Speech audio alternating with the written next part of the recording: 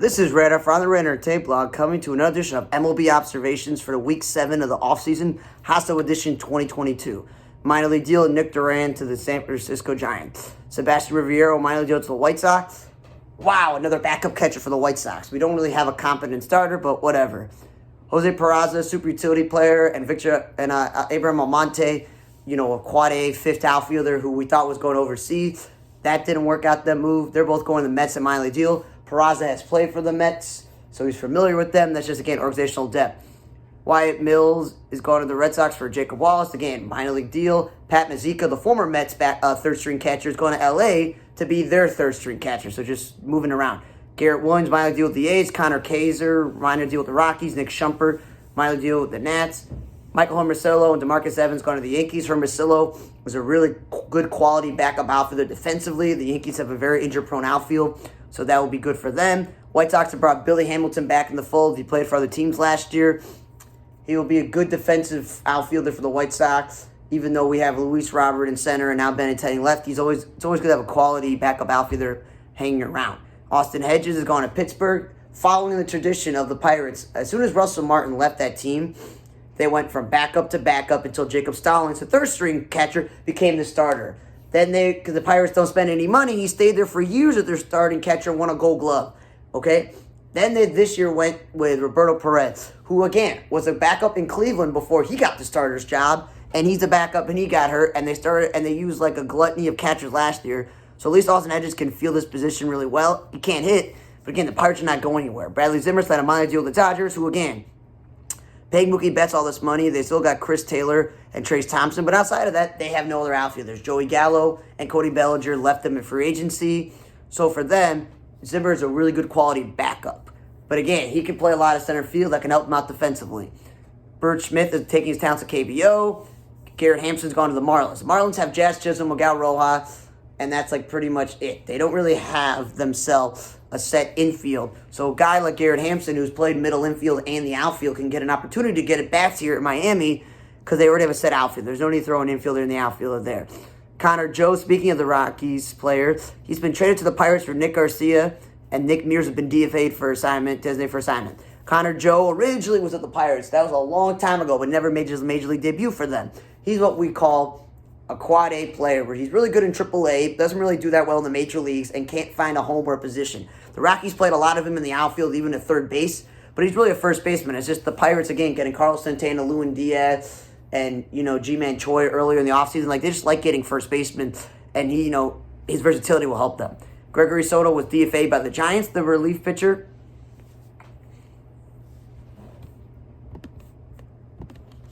It's actually not Gregory Soto. I don't know why I wrote Gregory Soto. That's the pitcher on the Tigers. It's Gregory Santos. The White Sox have picked up Gregory Santos off waivers. He is what you call one of those, extra pitchers that people get in, when they need organizational depth. Seth Lugo signed a deal with the Padres. Now, I don't know if, because obviously Clevenger and Sean Manaea left the Padres, if they're going to give Seth Lugo the opportunity to start, because that's what he's always wanted to do, but he's bounced around with the Mets. Maybe he'll get that opportunity. If not, he's a good relief pitcher. Max Schrock, the utility man, going to the Padres. Also, put this on a minor league deal. Again, utility guy will be helpful for this team. Jordan Lupo's going to the Braves. They have a set outfield with Rosario, Acuna, Orozuna in left field, and obviously Rookie of the Year, Michael Harris. But he'll be a very good quality fourth outfielder, so they can actually have a real fourth outfielder and a real center fielder there. David McKinnon taking his talents to Japan. He's that type of guy where he bounces around from team to team and stars, like they can become stars and overseas. Eduardo Bizardo, Kyle Dowdy, and Wanderson Charles on minor deal with the O's. There's again organizational depth. Pedro Severino's gone to the Padres. This dude has bounced around as a backup through lots of teams, but San Diego already has a good amount of catchers on their team, so he'll have a long battle to be even the third string catcher on this team. The Nationals DFA Geraldo Castillo and Lucius Fox. Lucius Fox was from the Bohemians, so they thought Bahamas, so they had him or wherever he's from. The point is they had him and this other guy that they got, and it was interesting. That was starting infield from around the same countryman. That was interesting for the Nationals, but he's now gone. Now, Twins and DFA Mark Contreras, that's a useful fourth outfielder. I think plenty of teams will pick him up.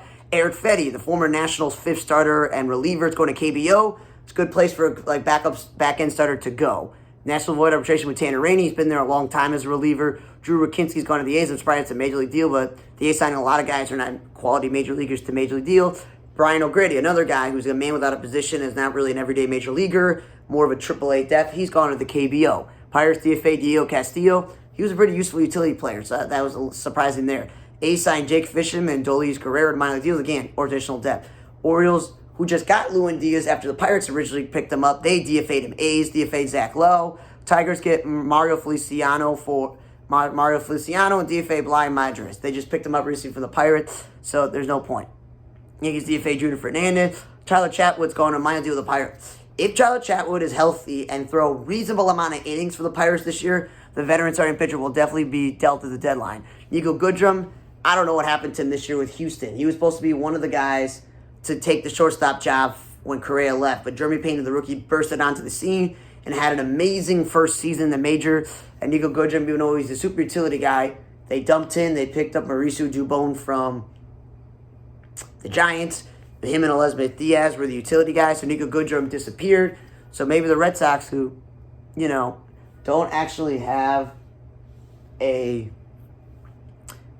shortstop unless Trevor Story moves there. Nico Goodrum is a super utility guy who will help them out. Yankees surprisingly DFA Lucas Ledich. He's been a pretty good pickup, bargain bin reliever. Now someone else can pick him up. Jake Lamb and Jonathan Diaz gone to the Angels. Angels, again, they're not really going anywhere. So Jake Lamb could be a pinch hitter, first baseman, DH, but they have a lot of those. Then Willian Astudillo, the super utility man, they call him like Bartolo Colon Jr. and like the Turtle. He's going overseas to Japan. He's a useful player. I'm surprised no one in Major Leagues wanted to keep him.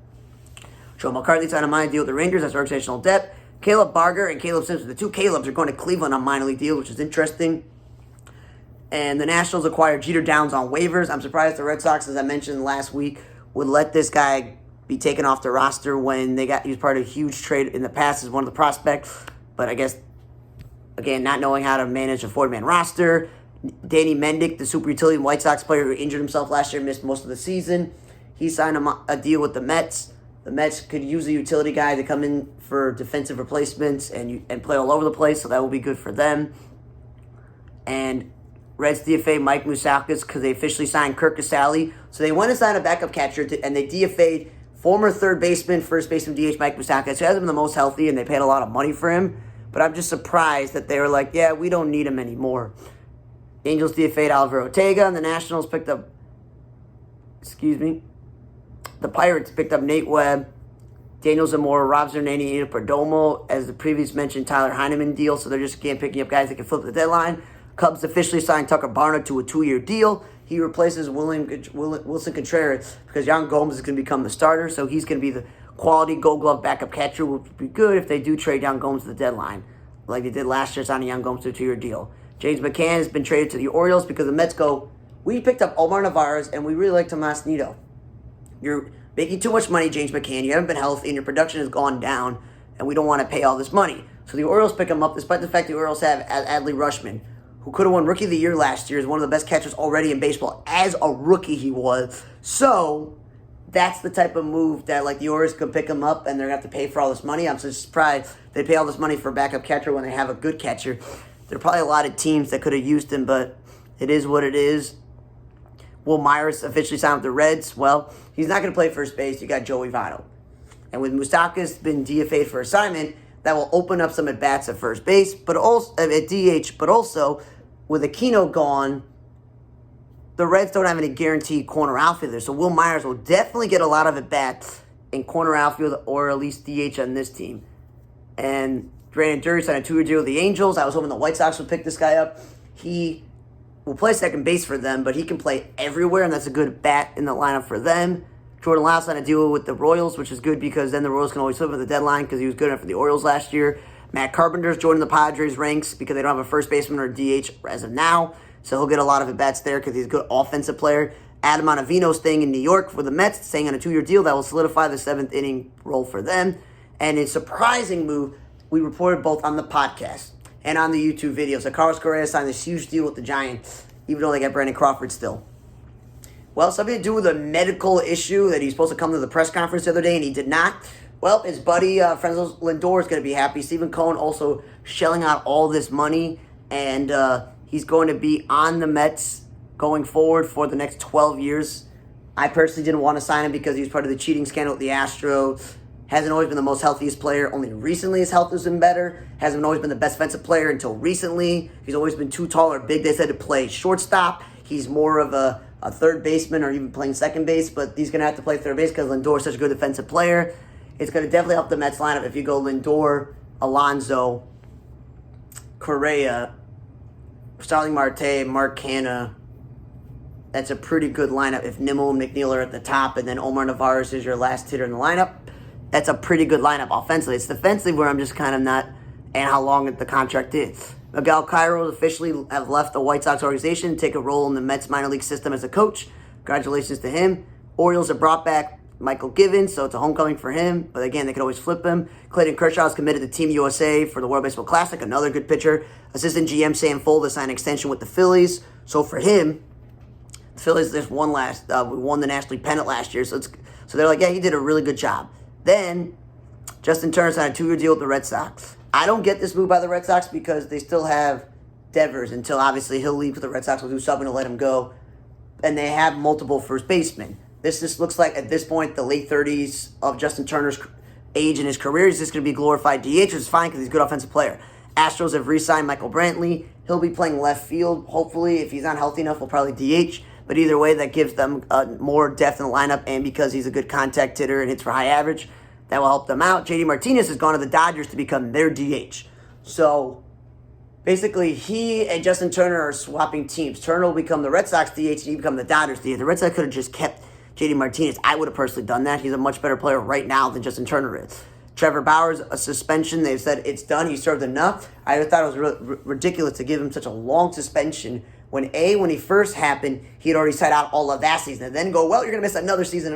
You're taking away this guy's career, and he's already sat down and done the punishment. He's done the time for the punishment. Like, Deshaun Watson did it. I don't agree with the things that they do, but I felt like his suspension was way over the top. Deshaun Watson got less games and less time being suspended for gluttony of cases, while Bauer was just one case. I know they're trying to take these things seriously, but it's the same thing. Domestic abuse, no matter what it is, it's the same no matter who does it, and the punishment was way too long. I don't know if the Dodgers are going to want to be on the hook for his contract, but again, Walker Buehler's going to be out for half the season. They just lost Heaney and Anderson in free agency, and Kershaw's not getting any younger. So if I were them, I would maybe hold on to him and let him start. Red Sox said goodbye to Eric Hosmer because we find out that when they acquired him, they only picked up a minimum amount of the contract, so that's good that they cut him. Cubs brought back Sergio Alcantara, the utility player, and swing pitcher Reneus Elliott, so that will be good for them. They can use them, flip them at the deadline. Mets cut Yohan Lopez, obviously, with all the moves they made. Mike Myers signed a minor deal with the Royals. Again, they can flip them at the deadline. Braves now picked up Luis Diaz. Do I understand this? No, he's gone back to the American League East when it makes no sense that the Braves have Matt Olson and they have DHs, so I don't get that move by them. Luis Perez signed a minor deal with the Angels, a utility man. Wilmer Defoe, a utility man, signed with the Yankees. Again, they could always flip him. Zach Loud is now on the A's after he got designated for assignment earlier. And the Rangers get Nick Mears, but DFA Yellow White. That good defensive center fielder has been designated for assignment. Tyler Rogers signed a 3-year deal to be a reliever in San Francisco with his brother Tyler and Taylor. They're going to be together, twin brothers on the same team. That's the coolest thing about this deal. I can't really say how good it is, a 3-year deal for a reliever, but yes. And then Diego Castillo, who we mentioned previously, got designated for assignment. Well, he's going to be shipped out to Arizona for Scott Randall. Diamondbacks don't have a third baseman or an everyday third baseman. So, I still think Diego Castillo is going to get enough at-bats with Arizona because, again, it's another team not going anywhere. Michael Conforto, after the year of where no one wanted to sign him because of draft compensation, right, and injury concerns or something did in the offseason, gets himself a 2-year deal to join Mitch Haniger and Jock Peterson. I don't think that's not how they're going to line up because I don't think any one of them are center fielders. Maybe they'll make Jock Peterson the DH. Either way, the Giants got themselves 3 quality outfielders this offseason in place of getting Judge because they didn't get him.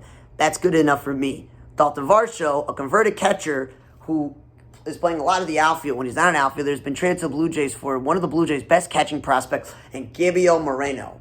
I'm surprised the Blue Jays traded their catching prospect for a catcher who's going to play the outfield because you already have Danny Jansen and Alejandro Kirk. And second, you traded Lourdes Gurriel, who you converted from an everyday infielder to being a Gold Glove caliber left fielder. I don't get it. You trade one converted outfielder for another. Gurriel's a shortstop by trade who's been playing left field. He's going to go to Arizona and immediately be one of their best players. I don't think Arizona's going to ask him to move back to playing shortstop or even ask to play third base. They're probably going to keep him in the corner spot. But again, traded one converted player for another. You get a catching prospect to get another catcher. Like, I know Varsho had a good year last year, but the Blue Jays, I feel like they're taking step backs when it comes to their outfield because they, again, traded Teoscar Hernandez. Like, I don't get it. Diamondbacks, they get a catching prospect even though they have an everyday catcher in Carson Kelly and they gave up Varsho. But again, catching prospect is good. They don't even have to keep Gabe Moreno. They can trade him for someone else. And Gurriel's a quality major leaguer. That's where I'm just like, I don't understand some of these moves, but there's that. And then we got Drew Smyly officially signed a 2-year deal with the Cubs. He resigned. That's good for the Cubs. They get to lengthen out the rotation and another trade chip if they want, if they're not going anywhere. And then they also officially signed Dan Swan to 7 years, $177 million deal. I mentioned if that happened right after the Sox signed Andrew Benintendi on Friday, so at least the Cubs and the White Sox signed two key players at their positions for a good enough deal and a lot of money. So that's a good move for the Cubs because as much as they were saying they like Nico Horner, they've been dying to replace him. He's going to play second base, which moves Nick Madrigal off second base. And I don't know if Nick Madrigal defensively can handle outfield or third base. They've already moved Ian Happ to the outfield, so I don't know how many infielders the Cubs convert to the outfield, but that's another story. And then with the dynamic there is that the White Sox just wish that they have Nick Madrigal because then they would have had their everyday second baseman. But it is no here, no there. These are moves you make when you think you're trying to contend and you're trying to win. You never know what's going to happen there when it comes to things like that. And we mentioned last week that we lost Tom Browning, the Phillies pitcher who spent a lot of time there. And my bad. It was Zach Lau's gone for the A's to the Tigers. So we talked about Tom Browning winning a World Series, pitching like a no-hitter perfect game and being,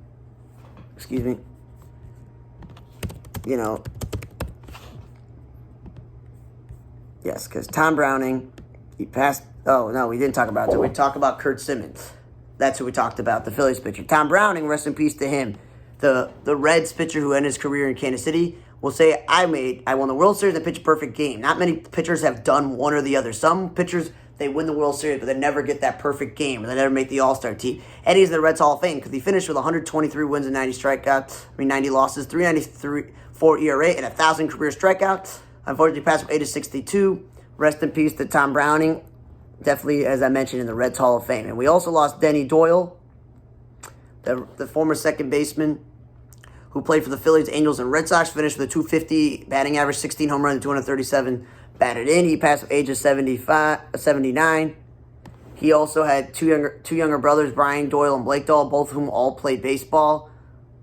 So, interesting family dynamic. But rest in peace to Tom Browning of the Reds and Denny Doyle, who played for the Red Sox. Thanks for listening to another edition of MLB Observations for the 2022 offseason. And as always, go to On the Radar Entertainment blog on Facebook, ontheradarmedia.com, which is, the main website for everything. And check out the podcast On the Radar, where I also talk about baseball. This was week 7 of the Hot Stove edition for MLB Observations 2022 season. I'm Radar. See you guys next time.